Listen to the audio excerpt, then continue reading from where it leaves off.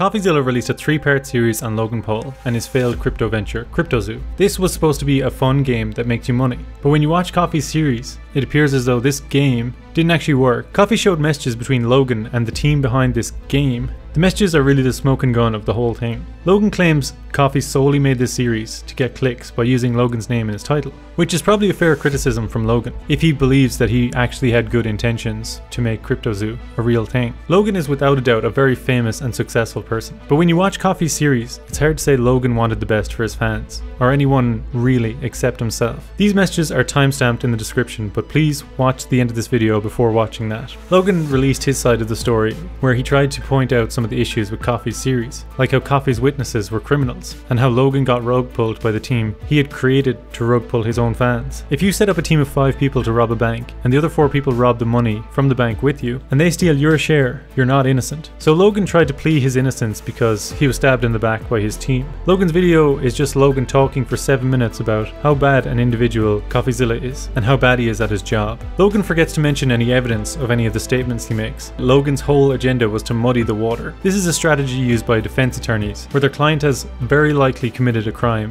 and the defense doesn't really have any physical evidence, like an alibi or motive, to prove that their defendant is in fact innocent. Logan attempted to create a reasonable doubt that he planned to make this game because he believed it was fun and provided some value. Logan has an enormous platform, and so his video is much more likely to reach more people than CoffeeZilla's. Logan also made his video 7 minutes long, rather than the hour and a half that CoffeeZilla posted on his channel. So for anyone who doesn't really care about drama involving Logan Paul, most people won't actually watch Coffee's videos, and so many people would see only Logan's side of the story, and believe that Coffee didn't do a thorough job on his researching of Logan's game. I use the word game because that's what Logan called it, but in my mind it's an attempt at a rug pull that just went wrong. Logan consistently claims that he is the one who's been wronged, even though he had planned to make some quick and easy money from his fans, which is such a weird thing because Logan is a millionaire, and I can't see a world where Prime Hydration doesn't become a billion-dollar company. I don't see how this amount of money was worth losing your reputation over. Logan's video ends with him feeling sorry for himself for his reputation being tarnished, after he spent years trying to build it back up. Logan's reputation was in a bad place because he cared more about fame and success than he did about other people. Logan would go around and make other people feel uncomfortable in public for his own personal gain, and obviously people just didn't like that. Then he made the video that